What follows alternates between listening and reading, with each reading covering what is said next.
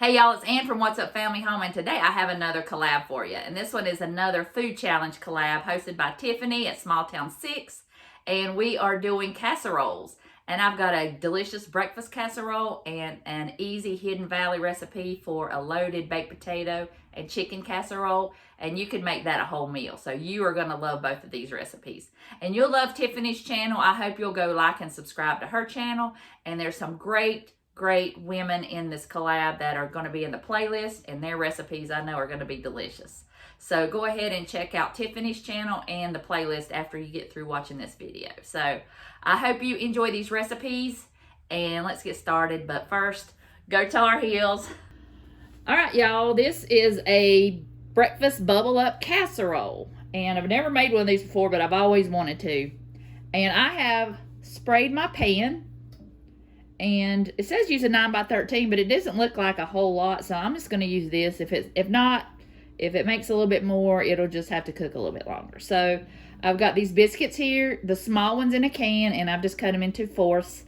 I usually would use a pair of scissors. It's easier, but I couldn't find any. So I'm going to layer these biscuits at the bottom. It says put them in 8 pieces, but I'm just putting them in 4 pieces. I'm a rebel like that. And it just says to layer them evenly in the pan. So I'm just assuming that means that you just want one layer of the biscuits. Okay, I already added the milk in here. So I've got the 5 eggs. I've got the half a cup of milk, and I've got my green onions in here. The recipe does say to use peppers and onions, but since my grandkids are going to be eating this, I'm not going to put that in there. And plus, I want to just see how I like the casserole. So I've got this mixed up, and I'm going to put salt and pepper in here. It does not call for that. So I know I need to put salt in my eggs. So I'm going to put some salt and pepper in there. Sorry again about the guard ducks out there. Like I say, it's real life here. All right, so now I'm going to add some of the cheese and the ham. Then I'm going to pour some of this over.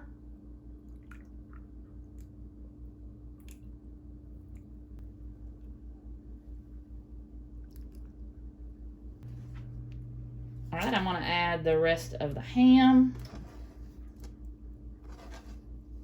Some of that cheese is mixed in with it.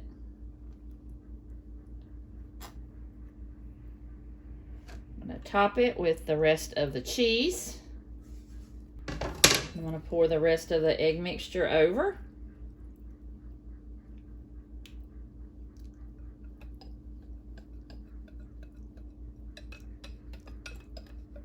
Get every little bit. I bet this would be great for Easter. It's just got that Easter kind of look to it, just all bright and spring-like. All right, I'm going to put it in the oven and cook it for about 30 minutes, and we'll come back. All right, it's out of the oven. I'm going to let it set up for a few minutes, and then we're going to dig in. All right, y'all, look how pretty this thing is. It was so good, and it's beautiful as well. It's a perfect springtime breakfast. Perfect for Easter. You could do this ahead of time and leave it in your refrigerator. So I hope you try it, and if you do, let me know down below. I'll leave the link to the recipe, and let's get started on the next one. Okay, I sprayed my baking dish and added a little bit of bacon grease, and I've got 5 red potatoes here, and I cut them up into 1-inch pieces, and I'm going to add that to my baking dish. And I'm also going to add a tablespoon of ranch powder. It said to divide it between the potatoes and the chicken, but I just went ahead and added a whole tablespoon, and it came out great. So if I were you, I would do that as well. And it also says to add 1/4 of a cup of oil and just add half to each one, but I did that. And I did add some onion powder and garlic powder because you know that I can't go by the exact recipe. So I'm just going to mix this together. And the original recipe says to cook the potatoes halfway add chicken breast, and then cook it the rest of the way. I'm using cooked chicken, so I'm just going to cook these potatoes all the way at 425 degrees. So I'm going to put them in the oven. And then I've got some bacon. It calls for 6 slices, but I only had 4 since we ate some for breakfast this morning, so it's okay if you don't have 6 slices. And I'm using my canned chicken, of course, to make a quick meal. And I drained off the chicken broth, and I will use that, or I'll put that in the freezer for later.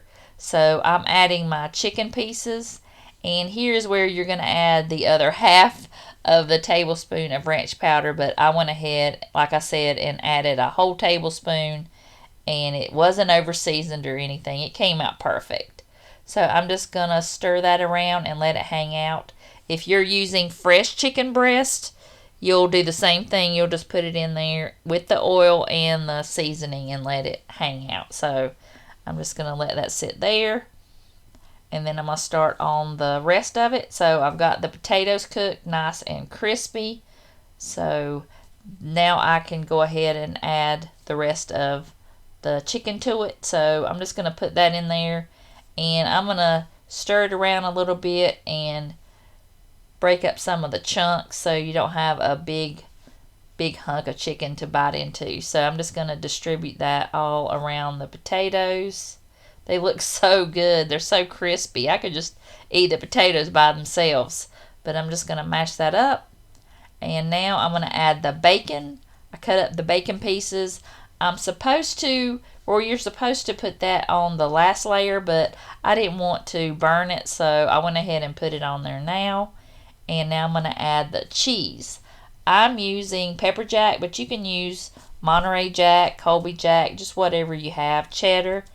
It doesn't matter as long as it melts.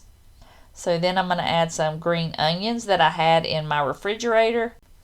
And then I'll just put it in the oven on 425 and bake it until the chicken is warm through. It's already cooked, so I don't need it to cook, just to melt everything and get warm.